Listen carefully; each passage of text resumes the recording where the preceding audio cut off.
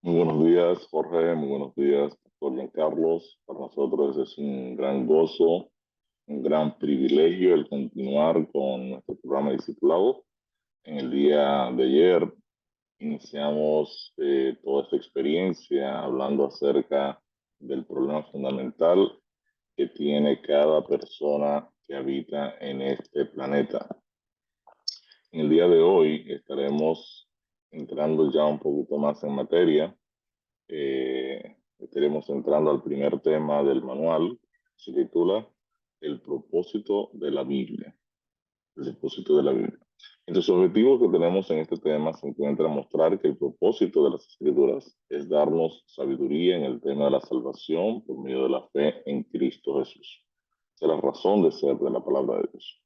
Y enseñar que para agradar a Dios debo tener fe y que este es el resultado de oír la palabra de Dios. En tercer lugar, enseñar que al estudiar la Biblia debo procurar conocer el significado de las palabras que leo. Debo procurar entender los textos. Si encuentro palabras que no conozco, entonces debo hacer el ejercicio de buscar en el diccionario y tratar de entender la palabra que estoy leyendo y mostrar también cómo está estructurada y configurada la Biblia. En la sesión de oración tenemos un texto muy especial. Se encuentra en Lucas 11:1. Dice, aconteció que estaba Jesús orando en un lugar y cuando terminó, uno de sus discípulos le dijo, Señor, enséñanos a orar, como también Juan enseñó a sus discípulos. Y en cada tema tenemos aquí ahora un texto relacionado con la oración para hablar un poquito de la importancia de la oración en la vida cristiana, cómo funciona. Y el primero que tenemos aquí es el encuentro de los discípulos con Cristo, donde le preguntan, donde le dicen, Señor, enséñanos a orar. Y Jesús entonces le explica a las personas cómo orar. Esto es interesante porque ustedes van a tener en su grupo pequeño muchas personas que quizás nunca han tenido contacto ni con la Biblia ni con la oración. Entonces es bueno enseñar a las personas qué significa orar, cómo se ora, cómo funciona la oración, ¿no? Hay una cita en el Camino a Cristo, página 22, que dice, orar es el acto de abrir nuestro corazón a Dios como a un amigo. La oración no baja a Dios hasta nosotros, antes bien nos eleva hacia Él. Es una cita muy linda, ¿verdad? Que nos dice que al orar nosotros estamos hablando con un amigo. Dios es nuestro amigo.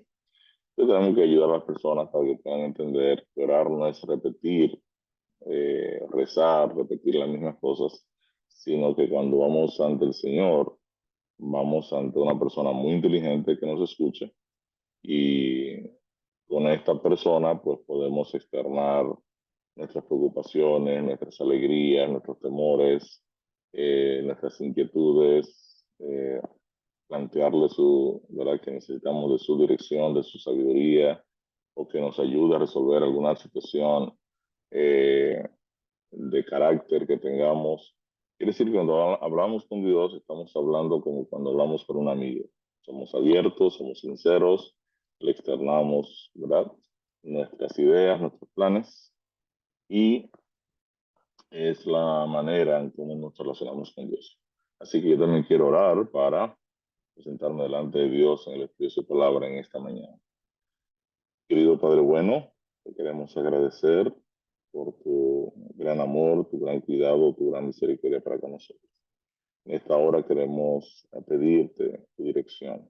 Queremos pedir que tu Santo Espíritu nos dirija y que tu palabra nos confronte a cada uno de nosotros, nos toque de manera especial en nuestras mentes, en nuestros corazones. Quiero pedirte una bendición especial por este programa que apenas se está iniciando eh, y también por todo el equipo de dirección de la Unión Venezolana Occidental.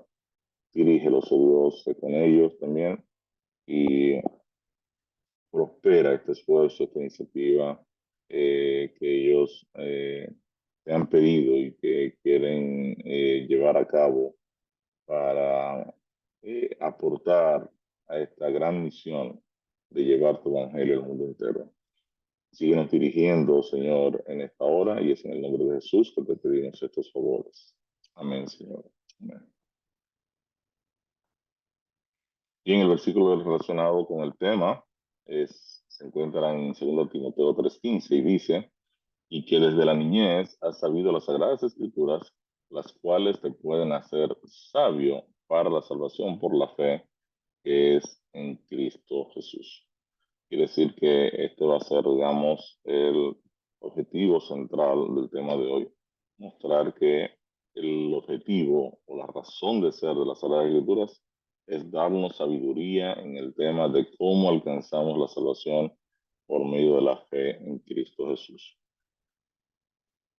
En, en el tema anterior, nosotros identificamos el punto de partida de toda persona que está buscando en una religión alguna solución en particular. El punto de partida es el hecho de que no hemos podido definir qué cosa es el hombre. Para definir al hombre decíamos que necesitamos definir origen, propósito, límite moral y destino. Y esto se convierte entonces en el tema central. Decimos también que al momento de evaluar el origen, la pregunta es, ¿existe un creador o venimos por causa del azar? Y comprendimos a la luz de la Biblia que la creación revela a Dios y que no hay excusa para aquellos que niegan su existencia. Eh, Dada su ignorancia existencial y su desconocimiento acerca de Dios, los seres humanos necesitan salvación. Y necesitan ser salvados en primer lugar de su ignorancia acerca de la existencia, realidad y el carácter de Dios. En segundo lugar, necesitan ser salvados de la ignorancia sobre el significado de sus propias vidas. Finalmente, necesitan ser salvados del problema del pecado y de la muerte. Entonces, cuando nosotros estamos analizando todo esto, ¿verdad? Uno puede llegar a confirmar que el ateísmo, en su propuesta sobre los orígenes del ser humano, viola una gran cantidad de argumentos y leyes, y que una propuesta de un principio sin un creador carece de sentido y no le hace honor a la verdad. Ahora si decimos, ¿qué es la verdad? ¿Qué es la verdad? Esta es una pregunta que le hizo Pilato a Jesús, ¿verdad? Mientras estaba ahí juzgando a Jesús, Pilato le pregunta a Cristo, ¿y tú quién eres? ¿Es cierto que eres rey? Jesús dice, sí, claro, yo soy rey, pero mi reino no es de este mundo. Entonces Pilato le dice, eh, y entonces, Jesús dice, bueno, todos los que son de la verdad, escuchan mi voz. Quiere decir que Jesús está diciendo que su reino está compuesto de buscadores de la verdad. Y todo el que es de la verdad, entonces escucha la voz de Cristo y viene a ser parte de ese reino. Ahora Pilato le pregunta a Jesús, ¿y qué es la verdad? Pero no se detiene a escuchar la respuesta, sino que sale hacia afuera, ¿verdad?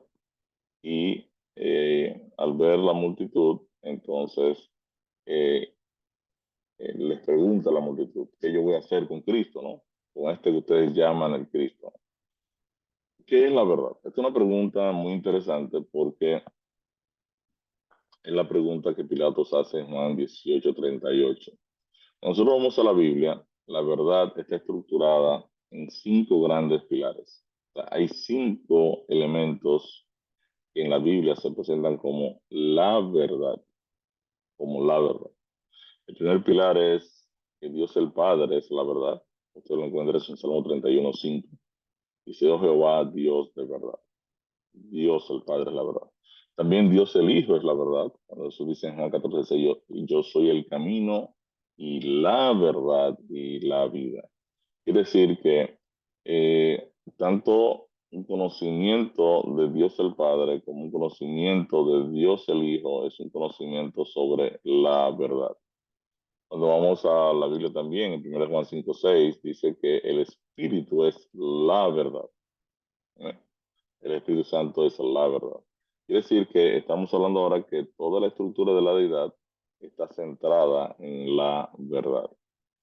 Y la Biblia también señala que la ley de Dios es la verdad. Dice, tu justicia es justicia eterna y tu ley la verdad. cercano estás tú, Jehová, y todos tus mandamientos son verdad. Esto está en Salmo 119, 142 y 151. Quiere decir que el código moral de Dios es una réplica de su carácter, porque se presenta también como la verdad. Y la palabra de Dios también es la verdad. Santifícalos en tu verdad, tu palabra es verdad. Entonces, al estudiar la Biblia, nosotros vamos a conectar con la verdad. Entonces, aquí están los 5 grandes pilares de la verdad. Padre, Hijo, Espíritu Santo, la ley moral y la Biblia. Y la Biblia. Quiere decir que eh, este, nosotros, si queremos estar en la verdad, tenemos que entonces abrazar estos 5 pilares. Yo puedo de repente creer en el Padre, en el Hijo, no creer en el Espíritu Santo, creer en la Biblia, quizá no creer en la ley moral, y yo estoy con cierto conocimiento de la verdad, pero no estoy conociendo toda la verdad. Cuando yo estoy hablando con Pilatos, ¿verdad? Jesús le dice a Pilatos, espera aquí solo un momentito, ah, bien pegadito, Jesús le está diciendo a Pilato aquí lo que le decíamos ahorita a ustedes, que todo aquel que es de la verdad, oye mi voz, y Jesús vino a dar testimonio a la verdad, a la verdad. Entonces, parte de toda la estructura aquí de la Biblia y de Dios per se, es que nosotros lleguemos a entender la verdad. Por eso también Dios ha dedicado su Espíritu Santo para guiar a las personas a toda la verdad. Fíjense que es interesante porque no es a una verdad en particular o a otra verdad subjetiva o a otra verdad X que alguna persona o algún grupo pueda tener. No, el Espíritu Santo te va a guiar a toda la verdad. Quiere decir que el Espíritu Santo te va a estar guiando en los 5 grandes pilares de la verdad, porque Él te va a guiar a toda la verdad.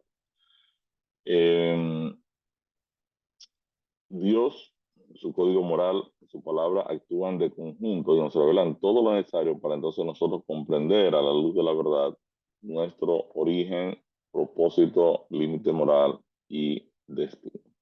Y esto es tan importante porque lo que estamos diciendo aquí entonces es que la Biblia me va a proveer un marco de referencia de la verdad y nos va a mostrar el propósito en nuestras vidas. Quiere decir que eh, esto es importante que nosotros lo tengamos bien claro. Nosotros vimos también algunos filtros de la verdad, es razonablemente lógico, es demostrable, es relevante para mi vida y no viola la ley de la no contradicción. Dado que la Biblia es la verdad, entonces no puede contradecirse. Dicho de otro modo, no puede violar la ley de la no contradicción. ¿Qué queremos decir cuando nos referimos a la ley de la no contradicción? Nos referimos entonces que eh,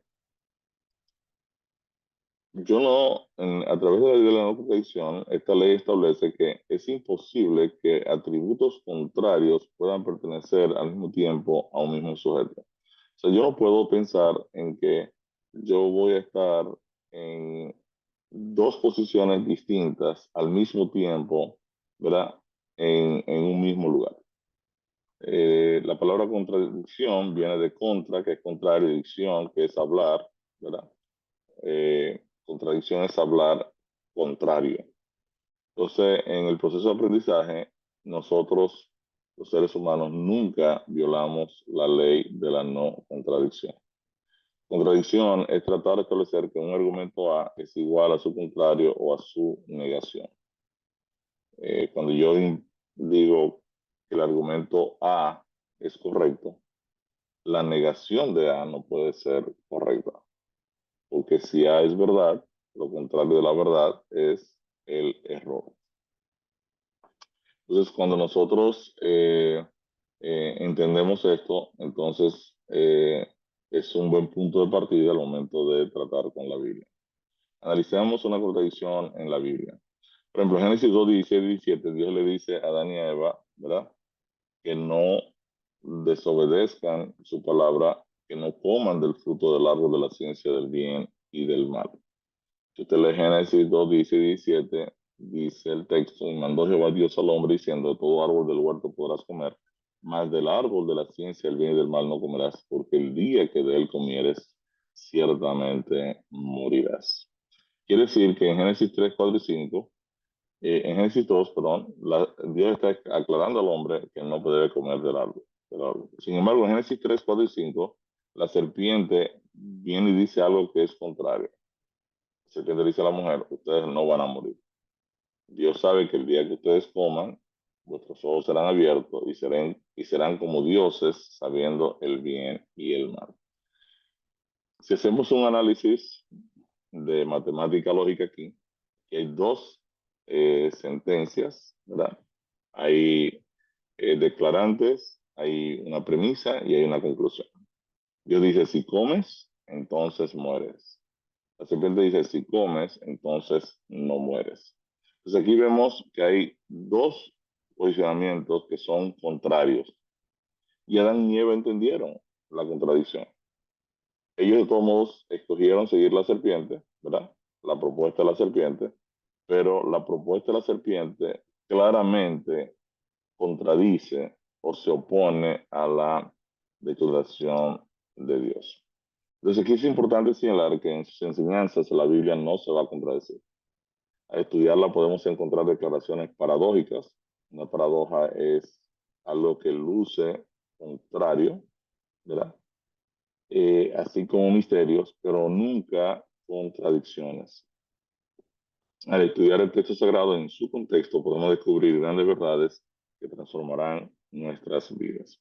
Entonces, en el tema de hoy, el estudio de la Biblia, estamos entrando ahora un poquito más a cómo está configurada la palabra de Dios y cuál es su objetivo básico. La primera pregunta que ustedes encuentran en su manual de estudio es cuál es el fin u objetivo de las Escrituras. En 2 Timoteo 3:15 dice, y que desde la niñez has sabido las sagradas escrituras, las cuales te pueden hacer sabio para la salvación por la fe que es en Cristo Jesús. Quiere decir que el objetivo fundamental de la palabra de Dios es darnos sabiduría en el tema de la salvación por medio de la fe en Cristo. Y al igual que el apóstol Pablo declara aquí en 2 Timoteo 3, ¿verdad? 3:15, el apóstol Pedro también dice en 1 Pedro 9, 1, 9 y 12, 9 al 12 dice, obteniendo el fin de vuestra fe, que es la salvación de vuestras almas.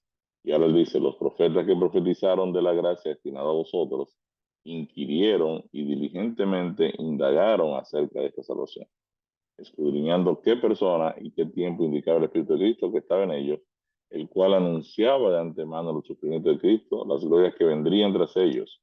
A esto se les reveló que no para sí mismos, sino para nosotros, administraban las cosas que ahora son anunciadas por los que aún han predicado el Evangelio por el Espíritu Santo, enviado del cielo. Cosas en las cuales anhelan mirar los ángeles. Interesante, ¿no? El apóstol Pedro está diciendo aquí que entonces los que escribieron las escribieron las escrituras no para ellos, sino para nosotros, ¿verdad? Nosotros, y ellos escribieron acerca de esta salvación tan grande, para que nosotros podamos, por medio de la fe, alcanzar el objetivo de esa fe, que es nuestra salvación. Efesios 8 también confirma este hecho al señalar que la fe es el medio por el cual alcanzamos la salvación. Porque por gracia sois salvos por medio de la fe, y esto no de vosotros, pues es un don de Dios. Ahora bien, ¿qué significado tiene para mí el saber que Dios quiere que lo conozca y que adquiera sabiduría en el tema de cómo soy salvo por medio de la fe en Jesús? En el año 1859, hay una historia muy simpática, ¿verdad? De un equilibrista llamado Charles Blondin. Charles Blondin explica de forma gráfica lo que significa, ¿verdad? Tener fe, creer, tener convicción en algo. Él es la primera persona en caminar sobre la cuerda por encima de las cataratas del Niágara. Y Charles Blondin cruzó las cataratas varias veces de un lado hacia el otro con una carretilla. Interesante, ¿no? En una de sus vueltas, él pregunta a la multitud que lo observaba, ¿cuántos de ustedes creen que puedo cruzar de nuevo con esta carretilla? Y la multitud aplaudió porque todos creían que podía hacerlo. Y esto era así hasta que Blondin le pide a la multitud que alguien que crea en eso se siente en la carretilla. Y ya aquí las cosas se pusieron un poquito, un poquito ya más difícil, ¿no? Nadie se sentó en la carretilla y es obviamente que aquí tenemos un problema de creer. O sea, una cosa es que yo digo que creo en que tú vas a cruzar y otra cosa es que yo pongo ahora mi pellejo, ¿verdad? En riesgo por lo que estoy creyendo. Eh, no es lo mismo yo decir que tengo fe a yo eh, de verdad demostrar que tengo fe en el argumento, el que sea, ¿verdad? Son dos cosas muy distintas. Y pues, oh, yo creo en eso, pero por mis hechos puede ser que esté muy distanciado de lo que yo digo que creo, ¿no? O sea que Blondie me mostró que la fe es más que yo decir, oh, sí, creemos en que tú lo puedes hacer. O sea, la mejor definición de fe es confianza. Solo confiamos en lo que conocemos. Y entonces ahora nos preguntamos cómo nosotros obtenemos fe. La Biblia nos responde cómo funciona la fe en Romanos 10:17. Y aquí nos dice, así que la fe, que viene del griego pistis, viene por el oír y el oír la palabra de Dios. O sea, creer, ¿verdad? Del griego pistis es tener convicción de algo. O sea, creer es decir, wow, esto yo lo creo, ¿no? El apóstol Juan en su evangelio no utiliza el sustantivo fe ni una sola vez, sino el verbo creer, que viene del griego pisteo. Fe es pistis, ya creer es pisteo. Están ambos muy conectados, muy relacionados, ¿verdad? Creer viene a ser entonces el verbo que habla acerca de la fe, de la fe. Por ejemplo, cuando en Juan 8:9-38 Jesús le pregunta, ¿verdad? A la persona que le va a hacer el milagro, él le dice, creo, Señor, y le adora. Entonces, el verbo creer, ¿verdad? En la Biblia está relacionado con tener fe, confiar, confiar en Dios. Y es interesante porque de acuerdo a Romanos 10:17, la fe viene como resultado de oír la palabra de Dios y aceptarla con convicción. La Biblia también enseña que no es posible agradar a Dios sin fe. En Hebreos 11:6, por ejemplo, nos dice el texto, y sin fe es imposible agradar a Dios, porque es necesario que el que se acerca a Dios crea que Él existe, ¿ven? Y que recompensa a los que lo buscan.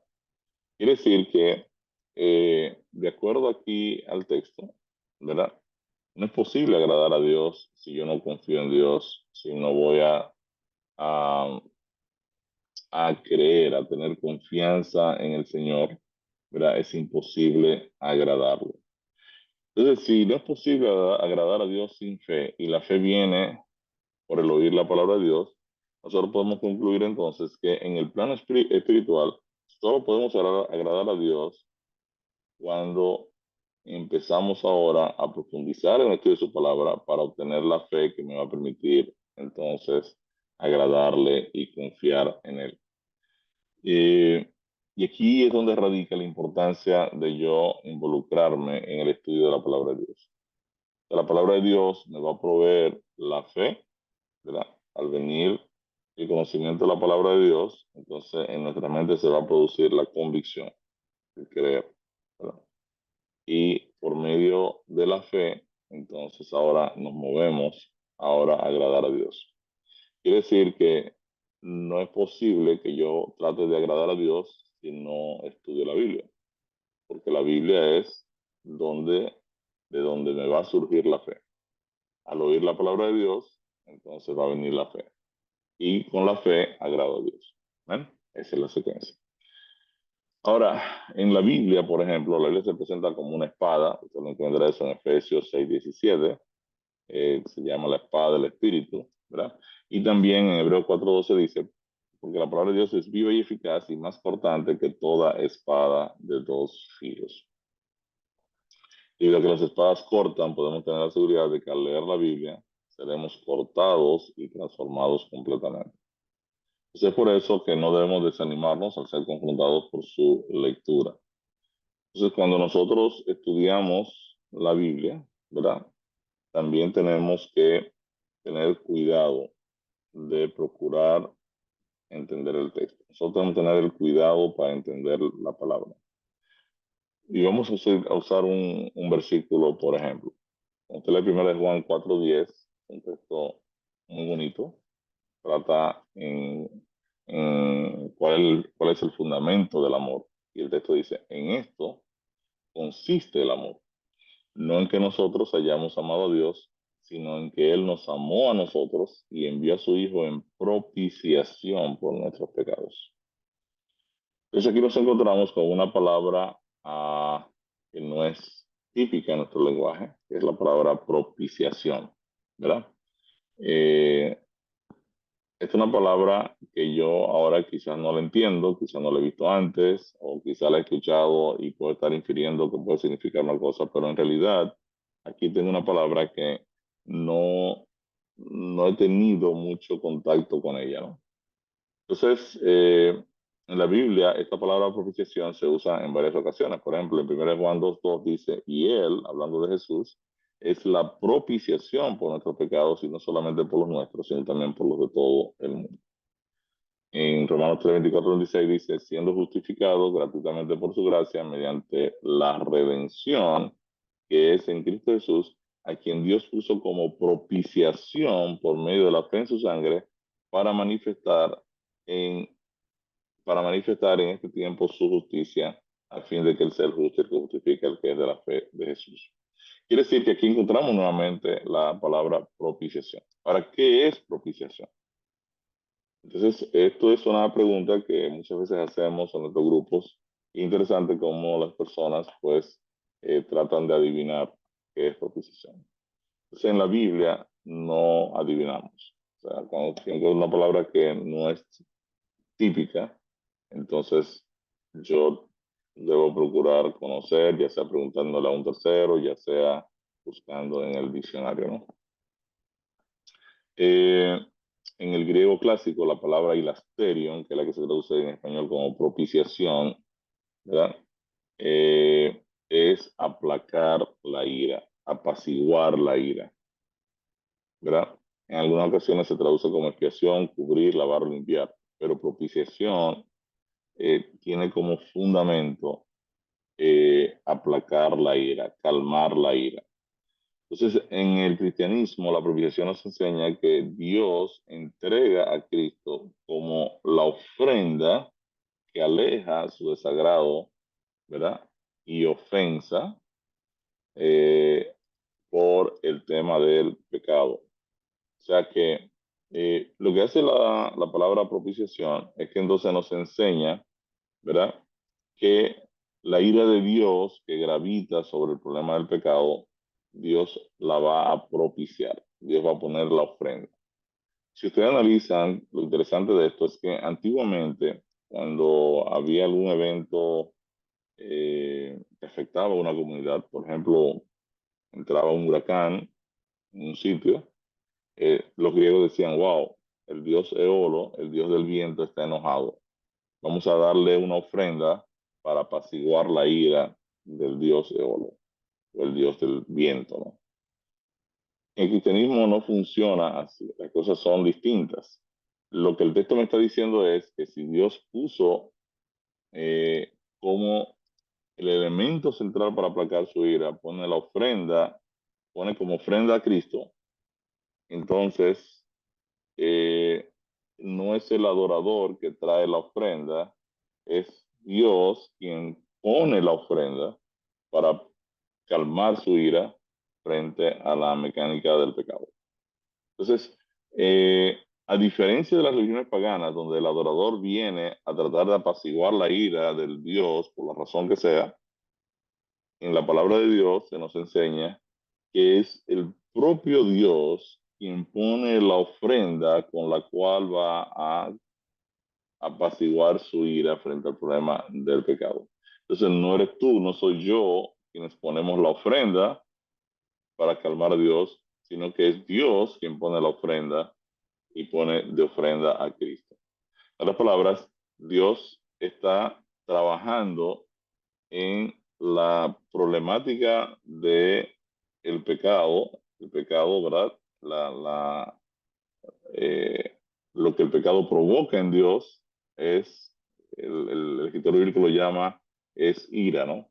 Pero es ira para que nosotros podamos entender el esquema, porque Dios obviamente no es un Dios emocional, sino que sencillamente hay un rechazo natural de parte de Dios al problema del pecado, y frente a esa realidad del pecado, Dios ahora pone la ofrenda y pone a Cristo. Fíjense que en Romanos 3, 24, 26 dice, a quien Dios puso, ¿verdad?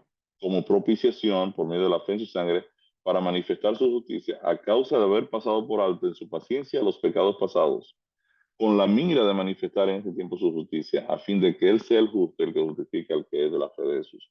Quiere decir entonces que cuando nosotros encontramos una palabra, ¿verdad? Que no entendemos, entonces yo debo procurar su significado.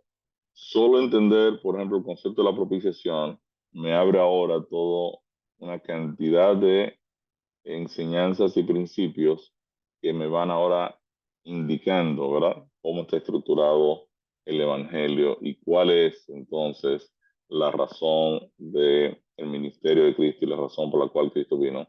Él vino también para propiciar, para aplacar la ira de Dios. Él viene a ser la ofrenda que Dios el Padre va a poner en favor nuestro. Por medio de la Biblia también conocemos a Dios.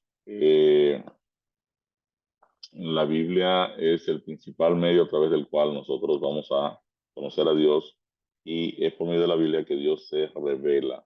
Dios se revela. En nuestro grupo de estudio a veces preguntamos si es una buena noticia tener un Dios.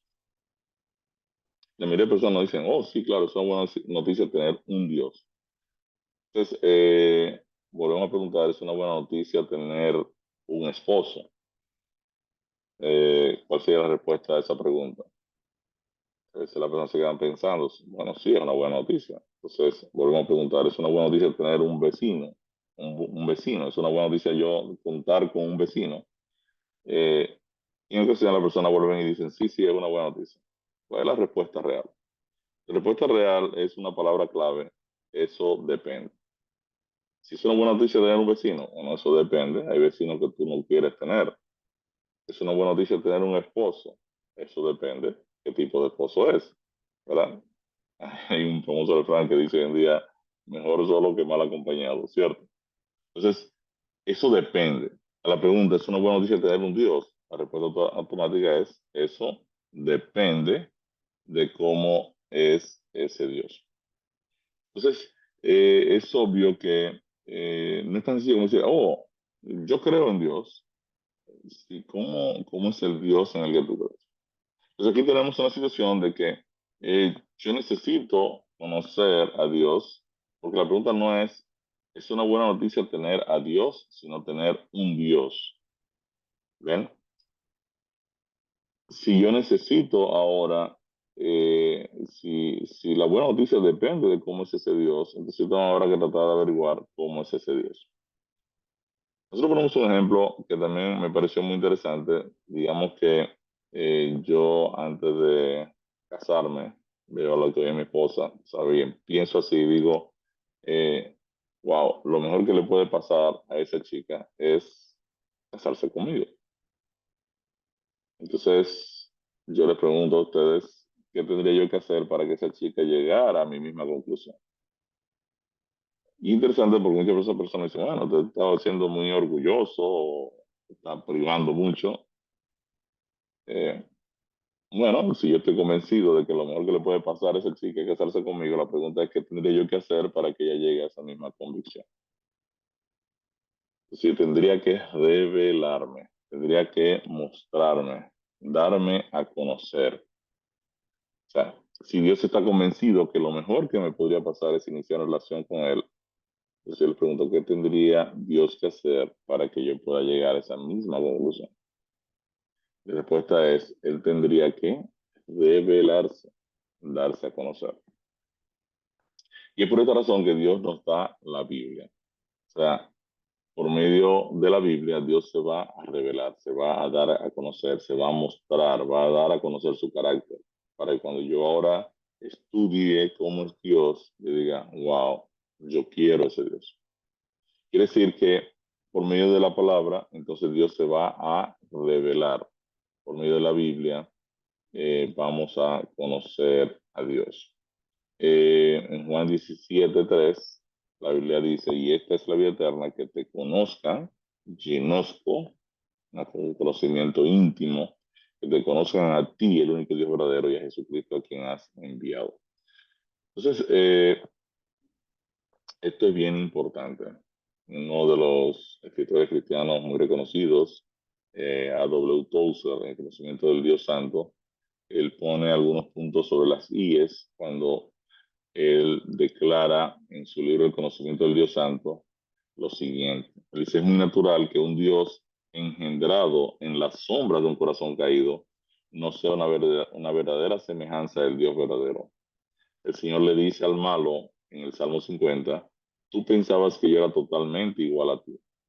Pues entre los pecados a los que tiende el corazón humano es difícil hallar otro que sea más odioso para Dios que la idolatría, porque la idolatría es en el fondo una difamación con respecto a su personalidad.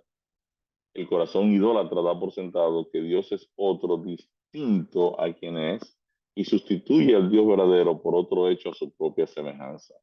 Este Dios siempre estará conformado a la imagen del que lo ha creado y será bajo o puro, cruel o bondadoso, según el estado moral de la mente de la cual ha surgido. Quiere decir que las cosas aquí no son tan sencillas. No es que yo puedo decir, oh, yo creo en Dios. Ajá, ¿y cómo es Dios para ti? Oh, para mí Dios debe ser así, así, así, así. Entonces yo me invento un Dios basado en mi estado moral.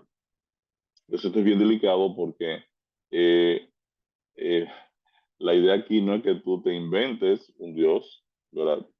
Sino que tú conozcas cómo es Dios en verdad. Y para ello, entonces necesitamos ir a la palabra. Porque en la palabra Dios ahora se va a revelar. Dios va a mostrarse, ¿verdad? Va a mostrar sus atributos, va a mostrar cómo Él funciona, cuáles son sus características, ¿no? En Efesios 4:13 al 15 nos dice, hasta que todos lleguemos a la unidad de la fe y del conocimiento del Hijo de Dios, a un varón perfecto, a la medida de la estatura de la plenitud de Cristo. Si a través de la Biblia el objetivo es que nosotros conozcamos al único Dios verdadero, ¿verdad?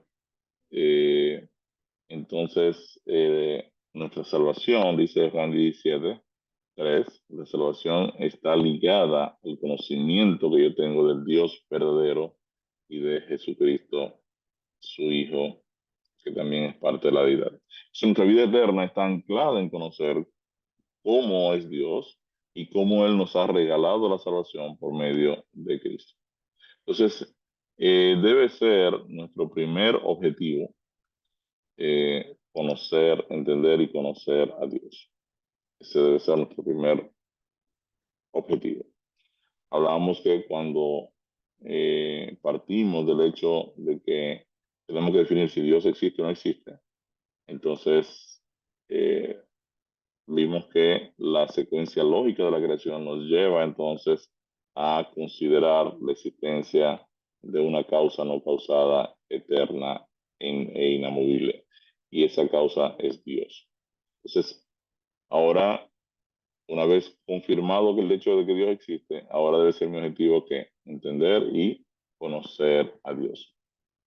En Jeremías 9:23-24, Dios dice eso. Dice, no se alabe el sabio en su sabiduría, en su valentía se alabe el valiente, ni el rico se alabe en sus riquezas, mas alabes en esto que se hubiese de alabar, en entenderme y conocerme, ¿verdad? Del verbo aquí yadá, es un conocimiento íntimo, conocer a Dios en forma íntima, entenderme y conocerme que yo soy Jehová, que hago misericordia, juicio y justicia en la tierra, porque estas cosas quiero, dice Dios. Entonces, a través de la Biblia podemos conocer que Dios no es una energía, no es una fuerza o una manifestación particular, sino que Dios se presenta como una persona, una persona. Por ejemplo, en Salmo 94, 8 al 11, y hablaba un día con un amigo sobre esto, ¿no? Porque mi amigo dice, no, yo creo en Dios. Y yo le decía, bueno, y entonces, ¿cómo es el Dios en que tú crees? Y él me decía, oh, Dios es luz. Dios es como una energía que está en un lugar. Entonces, yo, no, Dios es una persona. En Salmo 94, por ejemplo, la palabra aclara muy bien esto. Dice Dios hablando, entended necios del pueblo y vosotros fatos, ¿cuándo ustedes serán sabios? El que hizo el oído no oirá, el que formó el ojo no verá, el que castigue las naciones no reprenderá, no sabrá el que enseña al hombre la ciencia. Jehová conoce los pensamientos de los hombres que son vanidad. Quiere decir que en Salmo 94 la palabra nos muestra que Dios es una persona. No significa que es un ser humano, es una persona. Tiene atributos de persona. Dios oye, ve, habla, conoce, enseña, reprende. Entonces, cuando hablamos de cristianismo, el cristianismo es una conexión práctica y amistosa con la persona de Dios. Entonces, al entrar nuevamente en el manual, la segunda pregunta dice, ¿qué dice la Biblia de sí misma? Nosotros vemos en 2 Timoteo 3, 16 y 17 que dice que toda la escritura, toda la Biblia ha sido inspirada por Dios y es útil para enseñar, para redarguir. Redarguir es derrumbar argumentos, para corregir, para instruir en justicia, a fin de que el hombre de Dios sea perfecto, enteramente preparado para toda buena obra. También, 2 Pedro 1:21, el apóstol Pedro dice algo similar, dice, porque nunca la profecía fue traída por voluntad humana, sino que los santos hombres de Dios hablaron siendo inspirados por el Espíritu Santo. Quiere decir que la Biblia fue inspirada por Dios, literalmente soplada o alentada por él. También vemos en la Biblia cómo cuando Jesús se enfrenta con el enemigo, utiliza las escrituras, ¿verdad? La utiliza para enfrentarse con Satanás en las tentaciones. Y siempre que Satanás se con una cosa, Jesús respondía, escrito está. Por ejemplo, la primera tentación, Jesús le dice, Satanás, escrito está, no solo de pan vivirá el hombre, sino de toda palabra que sale de la boca de Dios. ¿Dónde estaba escrito esto? Estaba escrito en Deuteronomio 8:3, donde el texto dice, y te afligió y te hizo tener hambre y te sustentó con maná, comida que no conocías tú, para hacerte saber que no solo de pan vivirá el hombre. Eso también le dice, escrito está también, no tentarás al Señor tu Dios. Eso se encontraba escrito en Deuteronomio 6:16. Y finalmente en la tercera tentación Jesús le dice, escrito está, Satanás, al Señor tu Dios adorarás y a él solo vas a servir. Eso estaba escrito en Deuteronomio 6:13. En su encuentro con el enemigo, Jesús citó las escrituras demostrando el poder de la palabra de Dios. El mismo instrumento usado por Dios para la creación de todo lo que existe, su palabra, es también utilizado por Él para salvarnos del problema del pecado. En la pregunta 4 encontramos algunas declaraciones científicas que se encuentran en la Biblia y que luego resultaron ser correctas. Por ejemplo, en Job 26:7, la palabra de Dios declara que la tierra cuelga sobre la nada. También en Isaías 40:22 nos dice que Dios está sentado sobre el círculo de la tierra para demostrar que la tierra es esférica. Correcto. O sea, la tierra no está sobre 4 gigantescas tortugas, que es lo que antes se pensaba, ¿verdad? Sino que está sostenida de la nada y es esférica. Y también la Biblia señala que el viento pesa, el viento tiene una masa. De hecho, es la razón por la cual los aviones vuelan, por la masa del viento. Ya la Biblia se había referido a este hecho en Job 28:25. También la Biblia habló de la inteligencia emocional que se vino a descubrir hace unos 30 años. La Biblia asocia la inteligencia emocional con el corazón Jesús declara en Mateo 15, 18 19 que es del corazón, de esa inteligencia emocional, donde salen los malos pensamientos, los homicidios, los adulterios, las fornicaciones, los hurtos, los falsos testimonios, las blasfemias. Quiere decir que toda la dinámica emocional del ser humano surge del corazón, surge de nuestra inteligencia, surge de nuestra inteligencia emocional. Este estudio de la inteligencia emocional tiene tan solo 30 años en ser descubierto, pero ya en su palabra Dios había señalado que el hombre tiene una inteligencia emocional al relacionarla con un corazón desde donde surgen sus emociones. Albert Einstein, en su famosa teoría de la relatividad, relacionó la masa con la energía, por esta famosa fórmula de energía es igual a masa por la velocidad de la luz al cuadrado. Y ya la Biblia había relacionado la energía con la materia al declarar que Dios dijo y fue hecho, ¿verdad? Energía de la palabra de Dios creó los cielos, creó las galaxias, creó todo lo que existe. 2 Pedro 3:5 también nos dice que por la palabra de Dios fueron creados los cielos y también la tierra. Entonces, aunque este no es su principal objetivo, la Biblia ha presentado grandes verdades que luego fueron comprobadas en el plano científico. La palabra de Dios tiene el poder de crear, Hebreos 11:3, sostener la creación, Salmo 147, 15 al 18, sanar, Salmo 107:20, destruir el mundo, 2 Pedro 3:7. ¿Qué ventaja podemos tener al estudiar la Biblia? Salmo 119:100 nos dice que al estudiar la palabra de Dios, pues somos más sabios, ¿verdad? Más entendidos que las personas ya mayores o ancianas, que por sí acumulan mucha sabiduría. También somos más sabios que los enemigos, dice la palabra de Dios. Más sabio que mis enemigos me has hecho con tus mandamientos. Y esto es debido a que el pensamiento de Dios es mucho más alto que nuestro pensamiento. Y sus caminos, dice Dios, son más altos que nuestros caminos. Así que al relacionarnos con la palabra de Dios, nosotros estamos relacionándonos con la mente más brillante de todo el universo y con la sabiduría, ¿verdad? De nuestro Padre Celestial que sobrepasa todo lo conocido, ¿no? Todo lo conocido. Eh, Alcanzamos sabiduría, de acuerdo a estos textos, al leer la Biblia. ¿Quiénes disfrutan la bendición de Dios? Dice la pregunta 6. En Apocalipsis 1:13 nos dice que bienaventurado el que lee, los que oyen y los que guardan las cosas, ¿verdad? De la palabra de Dios, lo que está escrito, de acuerdo a la Biblia, en esta profecía, se está refiriendo obviamente a toda la estructura profética, a toda la palabra de Dios. Quiere decir que es bienaventurado el que, además de leer y oír la Biblia, también la pone en práctica. Tenemos aquí también algunos datos de la Biblia. Hay muchas personas que ustedes se van a estar reuniendo con ellas en sus grupos pequeños y no saben cómo está configurada la Biblia. La Biblia está configurada en dos grandes secciones, Antiguo Testamento y Nuevo Testamento. El Antiguo tiene 39 libros, el Nuevo tiene 27 libros. Fue escrita por unas 40 personas en un periodo de 1500 años.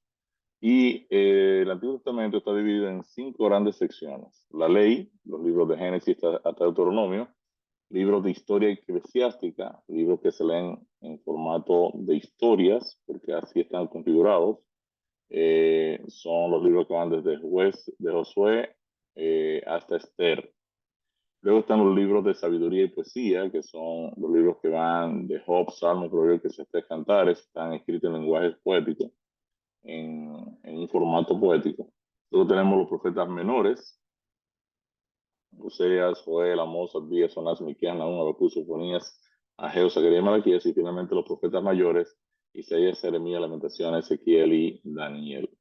Así que aquí básicamente Lamentaciones fue escrito por Jeremías. Aquí están los 4 grandes profetas mayores. El Nuevo Testamento también está dividido en 5 secciones: los Evangelios, los libros de Mateo, Marcos, Lucas y Juan, historia eclesiástica, el libro de los Hechos, cartas paulinas, las cartas escritas por el apóstol Pablo. Aquí está la carta de Hebreos, que se cree que el apóstol Pablo la escribió también, y otras cartas de Pedro, Santiago, Juan, Judas y finalmente el libro de Apocalipsis, que es un libro profético, ¿no? Nosotros hemos puesto aquí en unos gráficos las fechas estimadas o aproximadas en que se escribieron los libros de la Biblia, ¿verdad? Todo el Pentateuco, escrito por Moisés, se escribió entre el año 1445 a 1395 antes de Cristo aproximadamente. Luego están libros de Josué, jueces, ¿verdad? Que van desde 1385 a 1043. Lo que ustedes ven en verde aquí es todo el periodo que va desde la creación hasta la formación de Israel. En la parte naranja, Israel entra a Canaán, empiezan los jueces a gobernar, y la parte ya color vino, que ustedes ven acá, ya son los periodos de los reyes de Israel y luego los reyes de Israel y Judá, porque Israel se divide, ¿verdad? Las 10 tribus quedan en un lado, 2 tribus quedan en otro lado. Las 10 tribus tienen como capital a Samaria y quedan con el nombre de Israel, y las 2 tribus quedan con el nombre de Judá, con capital en Jerusalén. Esta tribu eran la tribu de Judá y de Benjamín. Entonces aquí comienza toda la estructura de reyes que se suceden, tanto en el lado de Israel como en el lado de Judá. Eh, y finalmente, durante todo ese periodo curvino, llega luego después la esclavitud. Entra Nabucodonosor en el 605 a.C. y se lleva preso a una gran cantidad de jóvenes judíos, entre ellos Daniel y sus amigos, ¿no? Pero todo el periodo en negro corresponde al periodo de la esclavitud de Israel, que termina alrededor del año 331. Del 331 hasta Cristo, del 331 antes de Cristo hasta Cristo, estamos hablando de alrededor de 300 años. Eso es lo que se llama el periodo intertestamentario, en el cual no hubo registro o escrito de algún libro en particular. Luego entran los libros del Nuevo Testamento, ¿verdad? Que son ya los escritos por los apóstoles, también por el apóstol Pablo. Lucas, que era médico, era el médico del apóstol Pablo, escribe el libro de Lucas y de Hechos. Lucas también, además de ser médico, era un gran historiador, y es quien narra el libro de los Hechos también. Todos estos libros se escribieron entre el año 44 y el año 100 aproximadamente, que es lo que se estima la fecha en que fue escrito el libro de Apocalipsis.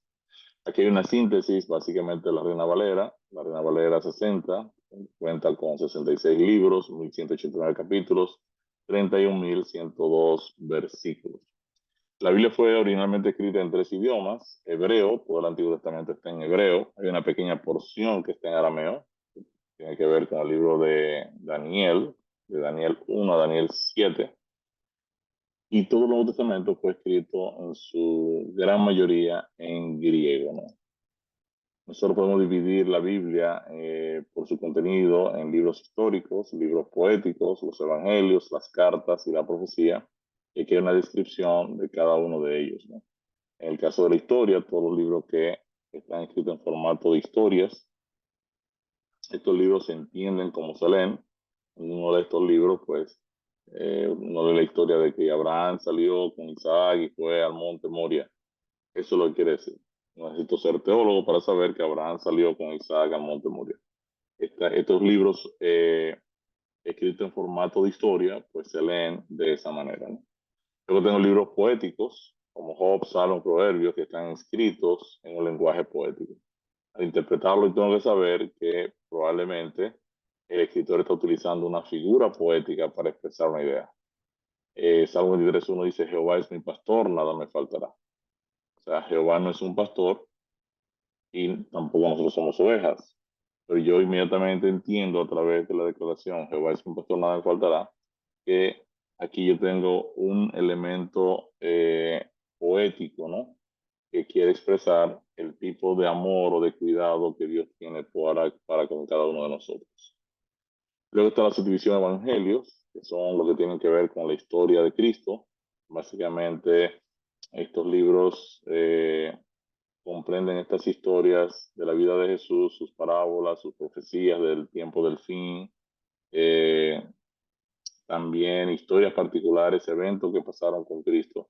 Entonces aquí estos libros, que son los cuatro evangelios, Mateo, Marcos, Lucas y Juan, están escritos en un lenguaje llano, sencillo, y yo puedo avanzar en el conocimiento de la vida de Cristo, ¿no? Lo que hizo, su obra, cómo se relacionó con las personas, cómo las trató, todo eso está explicado en los evangelios, y finalmente todo el proceso de la muerte y resurrección de Cristo al final de cada uno de los evangelios. Entonces tenemos la subdivisión de cartas. Estas cartas por lo general eran cartas de consejos o de correcciones de los apóstoles para las iglesias. Y también entre las cartas, pues se hacían exposiciones interesantes del plan de salvación. La carta del apóstol Pablo a los Romanos es posiblemente la obra más importante de teología cristiana jamás escrita. Y luego tenemos los libros proféticos que están escritos en un lenguaje profético. Es un poquito más complicado comprender los libros proféticos porque están escritos en un lenguaje, ¿verdad? Lo que se llama un lenguaje profético. Yo necesito ir a la Biblia para encontrar las figuras de lo que significan. Por ejemplo, me encuentro con Daniel, que ve bestias que surgen del mar y surgen de un mar agitado. Entonces, cuando yo voy a la Biblia, me dice que esas bestias representan reinos, la muchedumbre de aguas representa naciones y pueblos y los vientos representan guerras. Quiere decir que las historias en formato profético están escritas en un lenguaje que yo necesito luego ir a las diferentes partes de la Biblia para poder entender exactamente qué significa cada una de estas secciones. Pese al intento de destruirla, la palabra de Dios permanece para siempre, dice Isaías 48. Cristo hizo una parábola muy interesante que se llama la parábola del sembrador. Ustedes la encuentran en Mateo 13, 3 al 9. Básicamente en esta parábola Jesús muestra eh, la historia de un sembrador que se hará sembrar en diferentes tipos de terrenos. Cuando uno va a Mateo 13, 18 al 23, Jesús explica el significado de la parábola del sembrador y comienza a decir que los terrenos representan a los seres humanos. El terreno junto al camino es el que oye la palabra del reino, no la entiende y viene el enemigo y arrebata lo que fue sembrado en su corazón. El terreno pedregoso, por ejemplo, es aquel que oye la palabra y al momento la recibe con gozo, pero no tiene raíz en sí y la fricción lo hace tropezar. Luego está el terreno espinoso, es el que oye la palabra, pero el afán de este siglo y el engaño de las riquezas ahogan la palabra y se hace infructuosa. Y luego está el terreno bueno, es aquel que oye la palabra, la entiende y da fruto y produce a 160 y a 30 por uno. Quiere decir que cada uno de nosotros tiene que decidir qué tipo de terreno quiere ser al momento de escuchar la palabra de Dios. Aquí una pregunta para meditar. ¿Cómo piensa usted que la palabra de Dios puede transformar su vida? En síntesis, cuando nosotros estudiamos la Biblia, desde Génesis hasta Apocalipsis, la Biblia señala a Jesús como nuestro camino para alcanzar la salvación eterna. Como buen terreno, ¿te animas a escuchar, a escudriñar la palabra y darte la oportunidad de conocer a Jesús? Nosotros a ustedes le vamos a estar compartiendo en el chat, ¿verdad? Profecías del Antiguo Testamento que se cumplieron en Cristo en el Nuevo Testamento. Aquí hay básicamente un pequeño análisis que ustedes lo van a estar recibiendo en el chat de que 8 profecías, para que 8 profecías se cumplan en una persona, 8 profecías, las probabilidades son 1 por 10 a 10, 1 entre 1 por 10 a la 17. Es decir, que uno entre un caso de, aquí yo tengo billones, billones, 1000 billones, 1 entre 100.000 billones son las probabilidades de que 8 profecías se cumplan en una persona. Para que se cumplan 48 profecías en una persona, las probabilidades son 1 entre 1 por 10 a la 157. Y ese número yo no sé cuál es porque el número más grande de una calculadora es el Gogol, que tiene 99 ceros, este tiene 157 ceros, imagínense ustedes. Quiere decir que 1 entre 10 con 157 ceros es la probabilidad, o sea que es prácticamente imposible que 48 profecías se cumplan en una persona. Sin embargo, en Cristo se cumplen 318 profecías que se la vamos a estar compartiendo, ¿verdad? En el chat para que ustedes también la puedan estudiar si desean profundizar un poquito en esto. Mi respuesta al tema: la Biblia existe para proveernos sabiduría en el tema de la salvación por medio de la fe en Jesús. ¿Por qué es tan importante este conocimiento? Eso para que usted lo responda en el manual y vaya llenando su manual completamente. En resumen, ¿qué hemos aprendido? Aprendimos que el objetivo de la palabra de Dios es darnos sabiduría en el tema de la salvación por medio de la fe en Cristo. También aprendimos que la fe es el resultado de oír la palabra de Dios, que toda la Biblia ha sido inspirada por Dios y que Jesús confió en las Escrituras y declaró que son verdad. Aunque no es subjetivo, la Biblia también ha declarado posiciones científicas. También vimos que alcanzamos sabiduría al leer la Biblia y además de leer y escuchar la Biblia debemos ponerla en práctica. Aprendimos también que la Biblia fue escrita por unas 40 personas en un periodo de 1500 años. Está dividida en dos secciones: Antiguo Testamento con 39 libros y Nuevo Testamento con 27. Vimos también cómo está configurada la Biblia. Tiene 66 libros, 1189 capítulos, 31.102 versículos. Fue escrita en tres idiomas: hebreo, arameo y griego, y puede ser por su contenido estructurada, ¿verdad? O estudiada en libros históricos, poéticos, los evangelios, las cartas y la profecía. Finalmente aprendimos que cada uno de nosotros debe decidir qué tipo de terreno quiere ser al momento de escuchar la palabra de Dios. Así que nuestro deseo que ustedes puedan, ¿verdad?, profundizar en la palabra de Dios y que puedan encontrar también deleite en la misma.